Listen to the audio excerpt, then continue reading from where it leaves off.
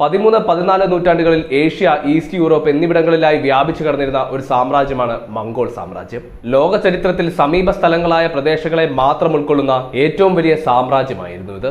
മംഗോളുകളുടെയും തുർക്കികളുടെയും ഏകീകരണത്തെ തുടർന്ന് രൂപം കൊണ്ട ഈ സാമ്രാജ്യം 1206-ൽ ജംഗിസ് ഖാൻ ഭരണാധികാരി ആയതിനു ശേഷം നടത്തിയ കടന്നാക്രമണങ്ങളിലൂടെ കൂടുതൽ വിസ്തൃതി കൈവരിച്ചു. ചരിത്രത്തിൽ രക്തദാഹികളായ ധാരാളം രാജാക്കന്മാരുടെയും ചക്രവർത്തിമാരുടെയും സാന്നിധ്യം നമുക്ക് കാണാൻ സാധിക്കും. അവരിൽ ഏറ്റവും മുൻപന്തിയിൽ നിൽക്കുന്നത് ആരാണെന്ന ചോദ്യത്തിനും അതുപോലെ തന്നെ ലോകത്തിലെ ഏറ്റവും വലിയ സാമ്രാജ്യത്തിലെ അധിപൻ ആരാണെന്ന ചോദ്യത്തിനും ഒരേ ഉത്തരം തന്നെയാണുള്ളത്: ജംഗിസ് ഖാൻ. നമുക്കിന്ന് ആരാണ് ജംഗിസ് ഖാൻ എന്ന് മനസ്സിലാക്കാം. സോ വീഡിയോ മുഴുവനായി കാണുക, അറിവ് നേടാനായി അഭിനിവേശത്തോടെ വരിക. It's me Abhinesh Anand. Welcome to the video.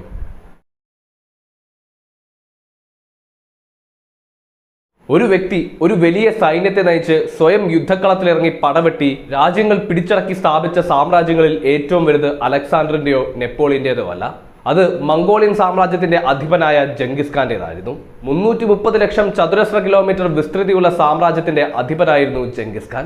China, Afghanistan, Iran, Iraq, Syria തുടങ്ങി കാസ്പിയൻ കടലിന്റെ പടിഞ്ഞാറ് സ്ഥിതി ചെയ്യുന്ന ജോർജിയ വരെ ഈ സാമ്രാജ്യത്തിൽ ഉൾപ്പെടുന്നു. AD 1762-ലാണ് ജംഗിസ് ഖാൻ ജനിച്ചതായി കണക്കാക്കുന്നത്. തുടർന്ന് 65-ാമത്തെ വയസ്സിൽ മരിക്കുന്നത് വരെ പ്രധാന ശക്തികളായ രാജ്യങ്ങളെല്ലാം തന്റെ പരിധിക്കുള്ളിലാക്കി ജംഗിസ് ഖാൻ മുന്നേറിക്കൊണ്ടേയിരുന്നു. ആകാശത്ത് ഒരു സൂര്യനേ ഉള്ളൂ, അതുകൊണ്ട് ഭൂമിയിൽ ഒരു രാജാവേ പാടുള്ളൂ എന്നതായിരുന്നു ജംഗിസ് ഖാന്റെ ചിന്താഗതി. അദ്ദേഹത്തിന്റെ ആദ്യ ലക്ഷ്യം ചൈനയായിരുന്നു. നീണ്ട 3 വർഷത്തെ യുദ്ധത്തിനൊടുവിൽ ചൈനയിലെ സിയ സാമ്രാജ്യത്തിലെ രാജാവ് കീഴടങ്ങുകയുണ്ടായി. തുടർന്ന് കൂട്ടക്കൊലയ്ക്ക് തയ്യാറെടുത്ത മംഗോളുകളുടെ കാല് പിടിച്ച് രാജാവ് ആവശ്യമുള്ളപ്പോൾ സൈന്യത്തെ നൽകാമെന്ന വാഗ്ദാനം നൽകി അവിടുത്തെ പ്രജകളുടെ ജീവൻ രക്ഷിക്കുകയായിരുന്നു എന്നതാണ് ചരിത്രത്തിൽ രേഖപ്പെടുത്തിയിട്ടുള്ളത്. തുടർന്ന് ഒന്നിനു പുറകെ ഒന്നായി ഓരോ രാജവംശത്തെയും ഇല്ലായ്മ ചെയ്തുകൊണ്ട് ജംഗിസ് ഖാൻ പടയോട്ടം തുടർന്നുകൊണ്ടേയിരുന്നു. ജംഗിസ് ഖാനെ കുറിച്ച് പറയുമ്പോൾ അയാളുടെ ചരിത്രത്തിൽ ഇരുണ്ട അധ്യായങ്ങൾ ഏറെയുണ്ട്. സാമ്രാജ്യ വിസ്തൃതി ലക്ഷ്യമിട്ട് അയാൾ പടയോട്ടം നടത്തിയപ്പോൾ അതിനിടയിൽ നിഷ്ഠൂരമായി ജംഗിസ് ഖാന്റെ പട്ടാളം കൊന്നൊടുക്കിയത് 4 കോടിയോളം ജനങ്ങളെയാണെന്നാണ് കണക്കുകൾ സൂചിപ്പിക്കുന്നത്. ഈ ഒരു കാരണത്താൽ ജംഗിസ് ഖാനെ ക്രൂരതയുടെ പര്യായമായിട്ടാണ് ലോകം വിലയിരുത്തുന്നത്. ജംഗിസ് ഖാൻ ഒരു പ്രദേശം ആക്രമിക്കുമ്പോൾ അവിടുത്തെ രാജാവിന് ഒരു മുന്നറിയിപ്പ് നൽകും: നിരുപാധികം കീഴടങ്ങുക, അല്ലെങ്കിൽ എന്റെ കയ്യിലിരിക്കുന്ന ചാട്ടയുടെ നീളത്തിലും അധികം പൊക്കമുള്ള ആളുകളെ ഞാൻ കൊന്നൊടുക്കും എന്നതായിരുന്നു ജംഗിസ് ഖാന്റെ ഭീഷണി. ഇതോടെ പല രാജാക്കന്മാരും എതിർക്കുവാൻ നിൽക്കാതെ കീഴടങ്ങുകയായിരുന്നു പതിവ്. അത്തരക്കാരെ ജംഗിസ് ഖാൻ വെറുതെ വിടും. എന്നാൽ എതിർക്കുവാൻ തുനിഞ്ഞ രാജാക്കന്മാരെയും അവരുടെ പ്രജകളെയും അയാൾ നിഷ്കരണം വധിച്ചു. കുട്ടികളെപ്പോലും മംഗോൾ സൈന്യം വെറുതെ വിട്ടില്ല. ജംഗിസ് ഖാൻ നടത്തിയ ആക്രമണങ്ങളെ തുടർന്ന് അയാളുടെ 50,000 വരുന്ന സൈന്യത്തിലെ ഓരോ അംഗവും 24 പേരെ വീതം കൊല ചെയ്തിട്ടുണ്ടെന്നാണ് ചരിത്രം പറയുന്നത്. വിജയകരമായ ഒരു ആക്രമണത്തിന് ശേഷം കൈക്കലാക്കിയ വിലപ്പെട്ട മുതലുകളെല്ലാം അയാൾ സൈനികരുമായി പങ്കുവച്ചു. എന്നാൽ പിടിച്ചെടുത്ത സുന്ദരികളായ സ്ത്രീകൾക്ക് മേൽ ജംഗിസ് ഖാന് മാത്രമായിരുന്നു അവകാശം. 100 കണക്കിന് സ്ത്രീകളെ ജംഗിസ് ഖാൻ തന്റെ ഭാര്യമാരാക്കി മാറ്റി. ഇതിന്റെ പരിണിത ഫലങ്ങൾ വളരെ വലുതുമായിരുന്നു.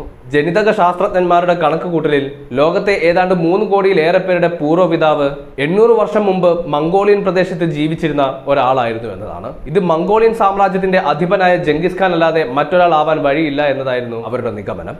ലോകത്ത് ജീവിച്ചിരുന്ന 200 പുരുഷന്മാരിൽ ഒരാൾ വീതം ജംഗിസ് ഖാനുമായി ജനിതകമായി ബന്ധപ്പെട്ടിരിക്കുന്നു എന്നാണ് നരവംശ ശാസ്ത്രജ്ഞന്മാരുടെ വിലയിരുത്തൽ. ബാല്യത്തിൽ ജംഗിസ് ഖാന്റെ പേര് തെമുജിൻ എന്നായിരുന്നു. കൊല്ലൻ എന്നതാണ് ഈ ഒരു വാക്കിനർത്ഥം. 9 വയസ്സ് മാത്രമുള്ളപ്പോൾ തെമുജിന്റെ പിതാവ് മരിച്ചു. അതോടെ അയാളുടെ കുടുംബം സമൂഹത്തിൽ നിന്നും ഒറ്റപ്പെട്ട് ജീവിക്കേണ്ട അവസ്ഥ വന്നു. കഷ്ടപ്പാടുകൾ നിറഞ്ഞതായിരുന്നു തെമുജിന്റെ ബാല്യം. ആ ബാല്യമാണ് ഏറ്റവും അധികം സഹനശക്തിയുള്ള വ്യക്തിയാക്കി ജംഗിസ് ഖാനെ വളർത്തിയത്. പിൽക്കാലത്താണ് അദ്ദേഹം ജംഗിസ് ഖാൻ എന്ന പേര് സ്വീകരിക്കുന്നത്. ലോക രാജാക്കന്മാരുടെ രാജാവ് എന്നതാണ് മംഗോളി ഭാഷയിൽ ജംഗിസ് ഖാൻ എന്ന പദത്തിന്റെ അർത്ഥം.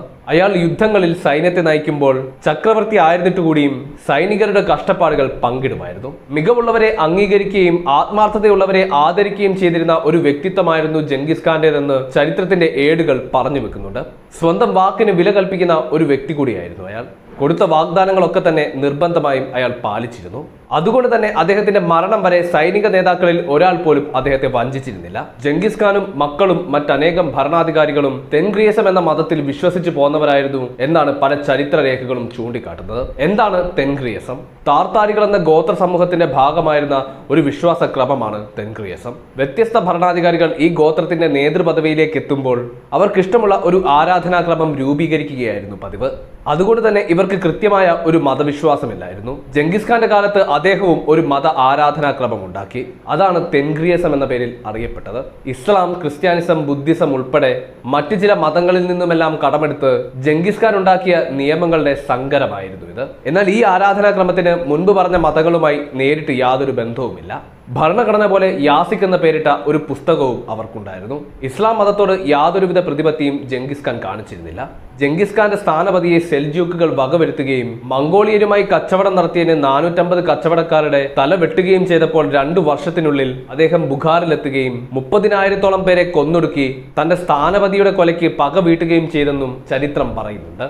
അതേസമയം പിൽക്കാലത്ത് ജംഗിസ് ഖാന്റെ മകൻ ചാഗ്തായ് ഖാന്റെ പേരക്കുട്ടി മുബാറക് ഷാ ഇസ്ലാം മതം സ്വീകരിച്ചുവെന്നും അതിലൂടെ മംഗോൾ ഭരണാധികാരികളിൽപ്പെട്ട പല ആളുകളും ഇസ്ലാമിലേക്ക് എത്തപ്പെട്ടുവെന്നാണ് ചരിത്രം പറയുന്നത്. യുദ്ധം, അധിനിവേശം എന്നതിൽ കവിഞ്ഞ് മതവുമായി പറയത്തക്ക യാതൊരുവിധ ബന്ധവും ജംഗിസ് ഖാൻ ഉണ്ടായിരുന്നില്ല. അധികം അറിയപ്പെടാതെ കിടക്കുന്ന മംഗോളിയയാണ് ചരിത്രത്തിലെ ഏറ്റവും ശക്തനായ ചക്രവർത്തിക്ക് ജന്മം നൽകിയതെന്നത് ചരിത്രത്തിന്റെ വിരോധാഭാസമായി നമുക്ക് തോന്നിയേക്കാം. നീണ്ട 20 വർഷത്തെ പടയോട്ടത്തിന് പിന്നാലെ 1227 അദ്ദേഹം മരണത്തിന് കീഴടങ്ങി എന്നാണ് കരുതപ്പെടുന്നത്. അദ്ദേഹത്തിന്റെ മരണത്തെക്കുറിച്ച് നിരവധി വാദങ്ങൾ ഉയരുന്നുണ്ട്. ജംഗിസ് ഖാൻ കുതിരപ്പുറത്ത് നിന്നും വീണു മരിക്കുകയായിരുന്നുവെന്നും അതല്ല ഒരു രാജ്യത്തെ രാജകുമാരന്റെ കുത്തേറ്റ് മരിക്കുകയായിരുന്നു എന്ന അഭിപ്രായങ്ങളും ഉയരുന്നുണ്ട്. എന്നാൽ ഒരു വിഭാഗം വിശ്വസിക്കുന്നത് ഒരു യുദ്ധത്തിനിടയിൽ സംഭവിച്ച മുറിവിൽ നിന്നുമുണ്ടായ വിഷബാധയേറ്റാണ് ജംഗിസ് ഖാൻ മരിച്ചത് എന്നാണ്.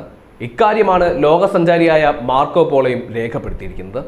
മനുഷ്യ ചരിത്രം കണ്ടതിൽ വെച്ച് ഏറ്റവും ശക്തനായ ചക്രവർത്തിയും വലിയ സാമ്രാജ്യത്തിന്റെ ഉടമയുമായിരുന്നു ജംഗിസ് ഖാൻ. ജീവിച്ചിരിക്കുമ്പോൾ തന്റെ ചിത്രം വരയ്ക്കുവാനോ തന്റെ ശില്പങ്ങൾ നിർമ്മിക്കുവാനോ ജംഗിസ് ഖാൻ സമ്മതിച്ചിരുന്നില്ല. അദ്ദേഹത്തിന്റെ മരണശേഷമാണ് നാണയങ്ങളിൽ പോലും അദ്ദേഹത്തിന്റെ രൂപം എത്തി തുടങ്ങിയത്. അദ്ദേഹത്തിന്റെ മരണവുമായി ബന്ധപ്പെട്ട പല കാര്യങ്ങളും ഇന്നും രഹസ്യമാണ്. ജംഗിസ് ഖാന്റെ മൃതദേഹം വലിയ നിധിയും 1000-ഓളം കുതിരകളുമടക്കം മംഗോളിയയിൽ എവിടെയോ അടക്കം ചെയ്തിരിക്കുന്നു എന്നാണ് പറഞ്ഞു കേൾക്കുന്നത്. എന്നാൽ 800-ഓളം വർഷമായിട്ടും ജംഗിസ് ഖാന്റെ ശവകുടീരം എവിടെയാണുള്ളതെന്ന് അജ്ഞാതമാണ്. വിലമതിക്കാനാവാത്തത്ര നിധി ഒളിപ്പിച്ചു വെച്ചിരിക്കുന്നു എന്ന് കരുതപ്പെടുന്ന ഈ ശവകുടീരത്തെക്കുറിച്ച് അന്വേഷിക്കുവാനോ അത് കണ്ടെത്തുവാനോ ഉള്ള ശ്രമങ്ങളെ മംഗോളിയർ പ്രോത്സാഹിപ്പിച്ചിരുന്നില്ല. അജ്ഞാതരായ ഒരു രഹസ്യ സൈന്യം ജംഗിസ് ഖാന്റെ ശവകുടീരത്തിന് കാവൽ നിൽപ്പുണ്ടെന്ന് മംഗോളിയർ ഇന്നും വിശ്വസിച്ചു പോരുന്നു. മംഗോളിയൻ സാമ്രാജ്യത്തിന്റെ ചക്രവർത്തിയായ ജംഗിസ് ഖാനെ കുറിച്ചിട്ടാണ് നമ്മൾ ഇന്ന് സംസാരിച്ചത്. മറ്റൊരു വീഡിയോയിൽ മറ്റൊരു ടോപ്പിക്കുമായി വീണ്ടും കാണുന്നത് വരെ ബൈ.